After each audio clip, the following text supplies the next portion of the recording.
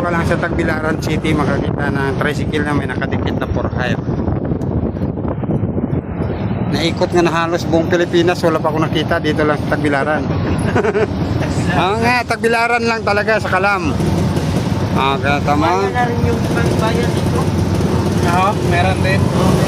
Ngayon yung mga tricycle, tingnan nyo, ang lalaki. Tingnan mo, may for hire na nakadikit.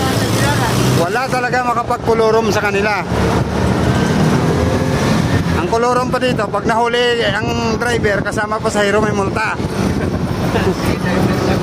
Hindi lang driver ang mamultahan ng kulurom, pati pasahero.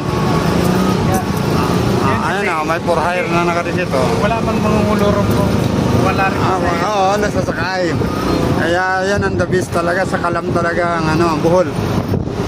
Dito ka lang talaga makita sa Bohol ng Meron din kung pala na wala. Ayan Diba? Sa Maynila, kahit saan sa Pilipinas, wala kang makita na tricycle na may sticker na for hire na napakalaki na sticker sa harapan. Ayan. For hire yan. Sabi ko sa inyo, dito lang talaga, Bohol lang sa Kalam talaga pag diskarte.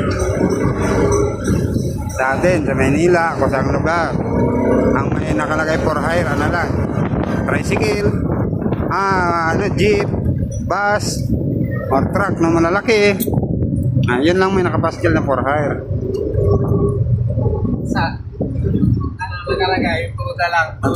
Mga tricycle sa Manila, Toda, nakalagay. Dito wala. Pwede number din sila. Kompleto yan. Ayan lang. Dati wala. Tagbilaran lang talaga sa Kalam. Para makita. Pero kayo Alam talaga na hindi, alam na hindi. Pag nakita, may ginawa kalokohan, kita sa CCTV taas. May CCTV pa yan sa taas? Hindi, nilagyan nila ng number sa bubong. Para pag dumaan. Pati number para kita sa CCTV na. Kita mo lang, ganun kalupit.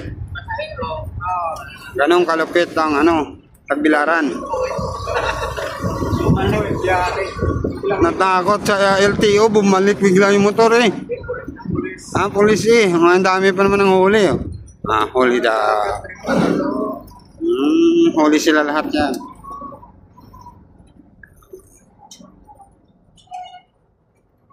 Dami ng huli at checkpoint, PNP.